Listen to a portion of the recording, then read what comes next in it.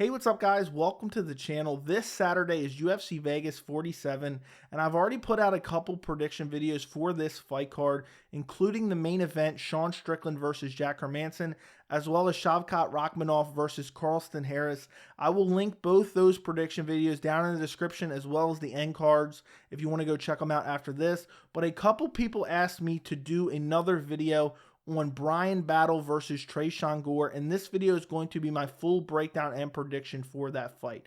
For those of you who don't know, this is the real Ultimate Fighter finale, because both these guys in the season of Alexander Volkanovski versus Brian Ortega were the two guys who were supposed to fight in the live finale. Unfortunately, a couple weeks before this fight was supposed to happen, Tresean Gore had to pull out with an injury, and the UFC found a last-minute replacement to step in against Bryan Battle. Bryan Battle wins that fight to become the Ultimate Fighter, but it wasn't the two true finalists that we should have seen fighting against each other. So now the UFC rebooked this fight. I think a lot of people wanted to see it, and now we're here at UFC Vegas 47. So if you look at the tail of the tape, both these guys are relatively inexperienced.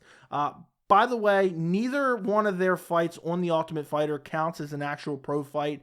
It's technically counted as an exhibition. We're going to talk about them a bit anyway, but it's not included in their record. So Bryan Battle is 6-1. Tresean Gore is 3-0. They are both 27. And then Battle is 6'1", and Tresean Gore is 6 foot. I did not include the reach because I could not find Tresean Gore's reach anywhere. Not on the UFC's website, not on Tapology, not anywhere. So I have no idea who has the reach advantage. So if you look at Bryan Battle in his last fight, which was technically his UFC debut, even though he fought on The Ultimate Fighter, it was back in August of 2021, and he fought Gilbert Urbina. And in this fight, he won via second-round rear naked choke. This was the guy that Tresean Gore had just most recently fought and KO'd. Unfortunately, because of the injury, this guy got to step in and fight Bryan Battle. But in this fight, in the first round, Bryan Battle lost this fight. He lost it in the striking department. He lost it. He was getting out-grappled on the ground. At one point, Gilbert had a full mount ground and pounding him. So not that all of an impressive performance. I know a lot of people are going to do a little bit of MMA math. We'll get to that in a minute. But I don't think that's necessarily justified. But no matter what, he won the fight via second round rear naked choke. Gilbert Urbina ends up getting tired in the second round after some of the grappling and striking exchanges in the first round. And then eventually Bryan Battle takes him down while he's tired and submits him via rear naked choke. Good performance, I guess, just because facing adversity and then coming back to win the fight. Before that, his most recent fight before that was an exhibition on The Ultimate Fighter against Andre Petrosky, which, again, in this fight, he lost early, and then he's getting controlled and outstruck and outgrappled in the first round. Andre Petrosky starts to fade a little bit, and then in the second round, Bryan Battle and Petrosky are in the clinch fighting for position. Petrosky's looking for a takedown, and Bryan Battle locks up what they have listed on Tapology as a ninja choke, some form of a guillotine, and submits him in the second round. And Andre Petrosky, that win has aged pretty good. He's looked decent, got some UFC wins since then, so that's a decent win. If you look over at Tresean Gore is and one more thing before I get to Tresean Gore, I wanted to mention about Bryan Battle. He's the much more experienced fighter. He's not super experienced, but he has some decent amateur fights. He fought Impa Kasangane, as well as Cody Brundage, which I believe are both in the UFC still. He has more experience than Tresean Gore. You go over to Tresean Gore, amateur and pro, he only has 9 total MMA fights, which is just absolutely insane to me. If you look at his most recent fight, he also fought Gilbert Urbina. This was the exhibition on The Ultimate Fighter. This was back in May of 2021. And in this fight, he KO'd him. It was, I hate to make this comparison, but it was a nice check left hook, similar to Francis Ngannou's Stipe Miocic, where he just landed a brutal left hook and just melted him, and he walked off.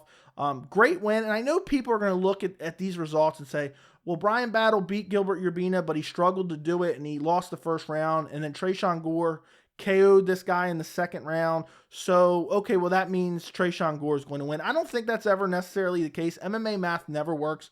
I want to talk about that a little bit. And then in the other fight before that for Tresean Gore was Ryder Newman. He won via decision. And in this fight, I believe this was a two-round fight. This was another exhibition on The Ultimate Fighter.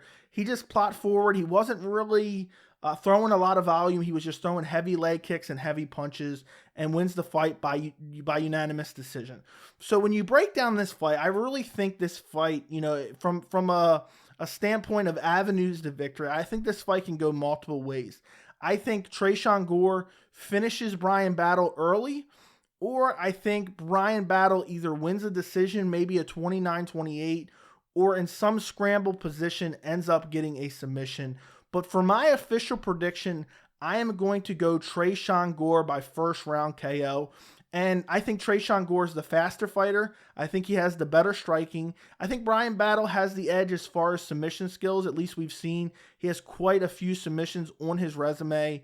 Tresean Gore, not super experienced. Again, maybe in a scramble, and maybe Bryan Battle could lock up a submission. But I think Tresean Gore just has the better hands. He's super powerful. I think he has the ability to stuff the takedowns of Bryan Battle. So I think Bryan Battle is probably going to get chewed up on the feet and look for the takedown. I don't think he's going to have success unless Tresean Gore really starts to fade in this fight. Then I could see Bryan Battle like kind of taking over maybe in the late second, early third, and taking him down and getting a submission if he does fade, because we don't know a lot about his cardio.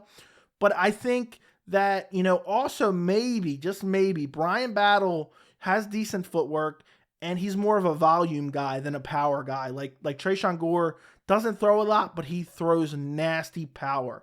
And maybe, just maybe, if Bryan Battle can avoid, the big punches from Tresean Gore, maybe he can eke out a decision via like just volume, just kind of touching him, jabbing him, kicking his legs, and wins a decision. But I don't think that's going to happen. Bryan Battle has shown in the past he's susceptible to getting caught with big shots. We've seen it in the Urbina fight. We've seen it in the Petrosky fight.